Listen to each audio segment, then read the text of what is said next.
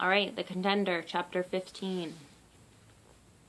Aunt Pearl jumped up. Your face, Alfred. You're limping. Looks worse than it is, he said. Here, sit down. You want something to eat? Just some milk. She poured him a glass of milk and set it on the table in front of him. She sat down and watched him drink it. Want some more? No, thanks. You want some aspirin or... I took some already. Doctor gave it to me. I'll get your bed ready. He played with the glass. Thought you'd have a million questions. So you could tell me about the old stone fence off Lenox? A big dog jumped up, right, honey? The split in his lip opened again when he smiled. Yeah. I had to find out you was having a boxing fight for Mr. Epstein. Thought you might try and stop me. You getting to be a man, Alfred, and I stop you from one thing, you'll do something else. You said you didn't like my boxing. Still don't. Seems an awful shame. Two men got nothing against each other, go in and try to beat each other's head.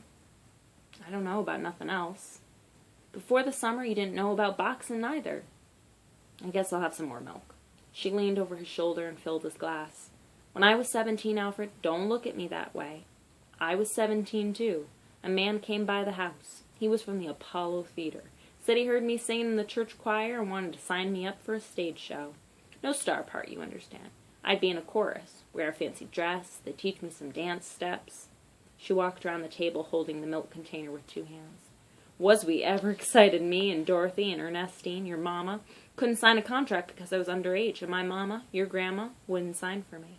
She said that stage shows were sinful. Be shameful one of her daughters strutting around showing off. I'd end up no good. She sat down, her fingers tightening on the container. How I talked with her, I cried, and Dorothy and Ernestine, they begged her too. The more we begged, the harder she set her face. Sinful, shameful, no good. You never told me about that. No secret.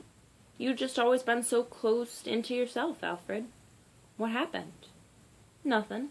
The man went away, I met your Uncle John, and we went together a long time before my mama would give her the blessing. She said he didn't have enough money in the bank.